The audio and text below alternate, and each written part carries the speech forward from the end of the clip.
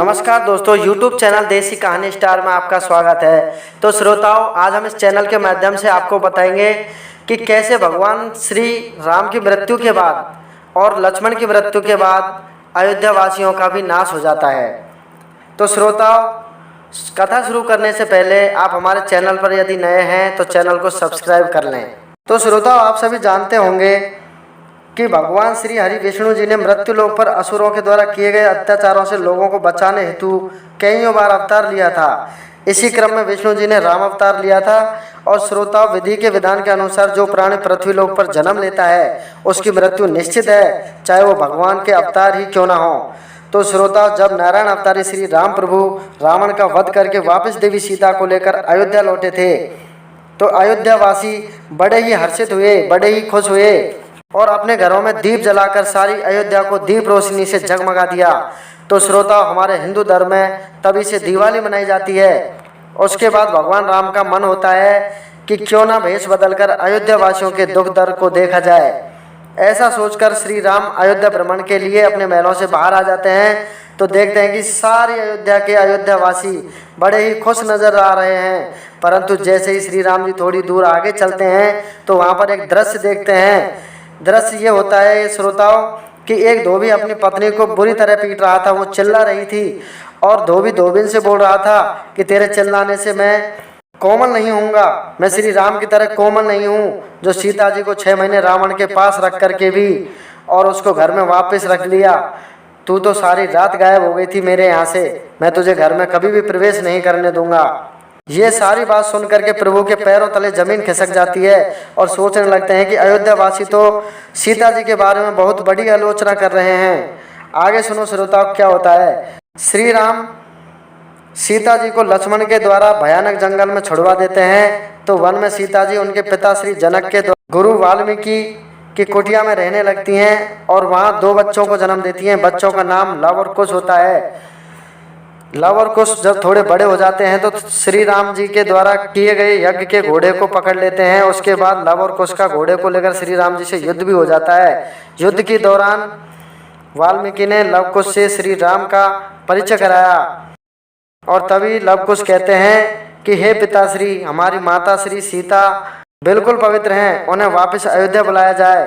तो श्री राम की सभा में निर्णय होता है कि सीता को अगर वापस बुलाना है तो बुलाने के लिए उन्हें पहले अग्नि परीक्षा देनी होगी। सीता जी परीक्षा देने के लिए अयोध्या में आकर तैयार हो जाती है। जैसे ही वो महलों में आकर परीक्षा देने के लिए तैयार होती है तभी सीता जी की पवित्रता और तप के कारण धरती माता फट जाती है और देवी सीता धरती के गर्भ में समा जाती है। तो श्रोताओं, इसके कुछ समय पश्चात क्या होता है, अयोध्या नगरी विनाश की तरफ चली जाती है। को राम अवतार में 11,000 साल तक पृथ्वी लोक पर शत्रुओं के नाश करने के लिए अवतार लेना पड़ा था। तो वो समय पूरा होने वाला था तो स्वयं काल एक संत और परमात्मा का भेष बनाकर श्री राम के महलों में आ जाते हैं और राम जी से कहते हैं कि हे प्रभु, मुझे आपसे बहुत ही जरूरी विषय में वार्तालाप करनी है। तो भगवान कहते हैं ठीक है, आपकी बात कहिए। तभी काल रूपी महात्मा कहते हैं कि पहले आप मुझे वचन दो प्रभु कि जो भी कोई हमारी बातें सुनेगा या हमें बातें करते हुए देख लेगा तो आप उसे मृत्यु दंड देंगे। तो राम जी ने कहा कि हाँ, मैं आपकी आज्ञा के अनुसार जो भी हमारी बातों को सुनेगा मैं उसे मृत्यु दंड ही दूंगा। तो इसकी सारी सुरक्षा के हेतु शेष अवतारी लक्ष्मण जी को श्री राम जी अपने द्वार पर खड़ा कर देते हैं और कहते हैं किसी को अंदर आने मत देना। तभी वहाँ पर विश्वामित्र पधारते हैं और लक्ष्मण जी से कहते हैं कि मेरे आने की सूचना श्री राम को दी जाए, मैं उनसे कोई ज़रूरी बात करना चाहता हूँ। तो लक्ष्मण जी कहते हैं कि वो अभी आपसे नहीं मिल सकते प्रभु, आपको थोड़ी देर प्रतीक्षा करनी होगी, इसके बाद में श्री राम आपसे मिलेंगे। इस बात पर क्रोधित होकर विश्वामित्र कहते हैं कि अभी तो मुझे जानते नहीं हो, मेरी शक्तियों को नहीं जानते। यदि मुझे आप राम से नहीं मिला सकते तो मैं मेरे श्राप के कारण सारी अयोध्या को भस्म कर दूंगा। अयोध्या को श्राप से बचाने हेतु लक्ष्मण जी श्री राम जी के पास चले जाते हैं। तो क्या होता है श्रोताओं, काल उन्हें देखकर कहता है कि प्रभु ये क्या हुआ, हमें तो लक्ष्मण जी ने देख लिया, अब आपके वचन के अनुसार आप इन्हें मृत्यु दंड दो। तभी श्री राम जी यह सुनकर बहुत दुखी हो जाते हैं। तो श्री राम जी से एक संत कहते हैं कि प्रभु आप दुखी मत होइए, वेदों के अनुसार अगर अपने लक्ष्मण जैसे भाई का अगर आप त्याग कर दें तो वो अपने प्रिय भाई के त्याग के लिए मृत्यु दंड से भी बढ़कर होगा।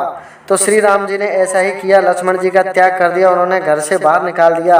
तो क्या होता है श्रोताओ, लक्ष्मण जी अपने महलों से वापस जाकर के सरयू नदी के तट पर चले जाते हैं। वहाँ पर जाकर शेष अवतारी अपनी समस्त इंद्रियों को वश में करके अपनी सांस रोक लेते हैं और पंच तत्व में विलीन हो जाते हैं। ये खबर सुनकर श्री राम सरयू नदी में जाकर अपना चतुर्भुज रूप धारण करके और स्वयं नारायण सभी अयोध्या वासियों को दर्शन देते हैं।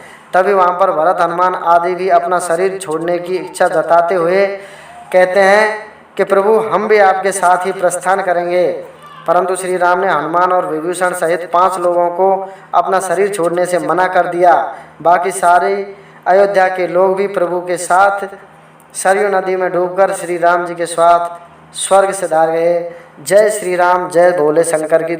तो श्रोताओं, आपको कैसी लगी हमारी कहानी? अगर अच्छी लगी हो तो चैनल को सब्सक्राइब करें, लाइक और शेयर करें। धन्यवाद।